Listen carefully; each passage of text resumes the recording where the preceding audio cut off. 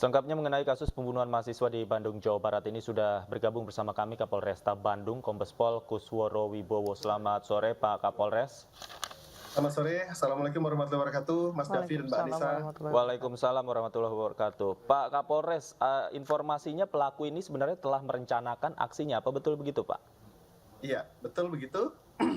Kami dan penyidik mengambil kesimpulan demikian karena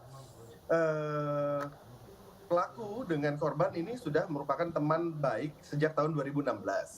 Kemudian di awal Oktober mereka ada perselisihan dan pada tanggal 5 Oktober tersangka berupaya untuk berupaya damai dengan bertemu dengan korban. Namun pada tanggal 5 Oktober tersebut tidak terjadi islah atau tidak terjadi damai di antara keduanya, sehingga korban mengancam akan memviralkan foto-foto yang dimiliki oleh korban tentang kekurangan tersangka, dan ini membuat perasaan tersangka marah. Dan setelah pertemuan tanggal 5 Oktober, tanggal 9 Oktober, tersangka melakukan transaksi online ya berupa jaket driver online dengan senjata tajam. Ini sudah direncanakan dengan tujuan tersangka bisa masuk ke rumah korban dengan tanpa adanya halangan, dengan berpura-pura mengantarkan ada pengiriman paket. Dengan demikian, betul tersangka bisa masuk ke dalam rumah dengan leluasa, berpura-pura mengantarkan paket dengan menggunakan helm supaya korban tidak mengenali tersangka. Dan ketika sudah dalam jarak serangan, maka tersangka seketika itu langsung mengeluarkan senjata tajam dan menusukkan senjata tajamnya ke bagian tubuh korban, diantaranya adalah ke leher dan ke perut. Baik, Pak Kusworo, apa yang menjadi penyebab percekcokan hingga terjadi pembunuhan ini, Pak? Iya, seperti tadi sudah saya sampaikan bahwa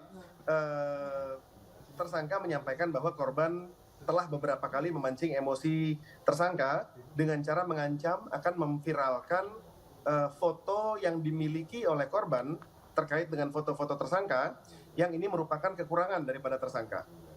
Oh, oke. Jadi memang masalah karena hubungan asmara ini ya, Pak ya? Hubungan pertemanan mereka, iya.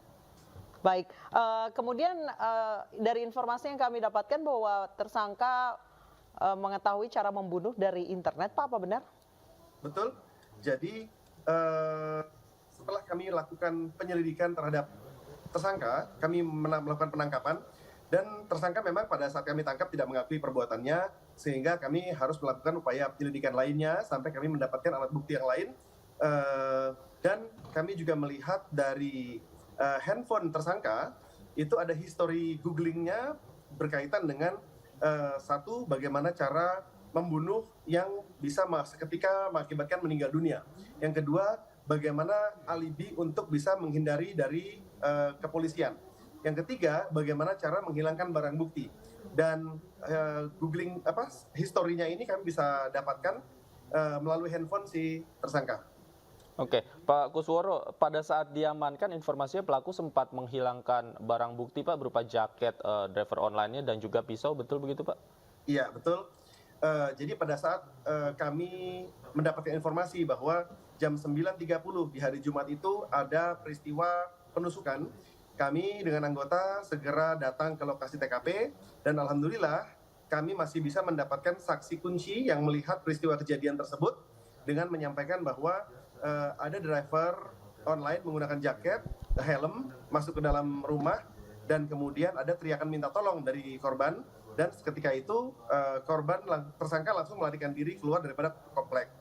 Dan setelah kami bisa mengumpulkan para saksi-saksi kunci yang mengetahui sehingga menjurus kepada identitas tersangka, kami pukul 14.30 kami bisa mendatangi dan mengamankan tersangka di rumah tersangka, di rumah orang tua tersangka, dan di situ sudah tidak ada lagi sepeda motor yang dilihat oleh saksi, kemudian jaket, kemudian senjata tajam yang sudah dibuang di berbagai tempat yang berbeda-beda.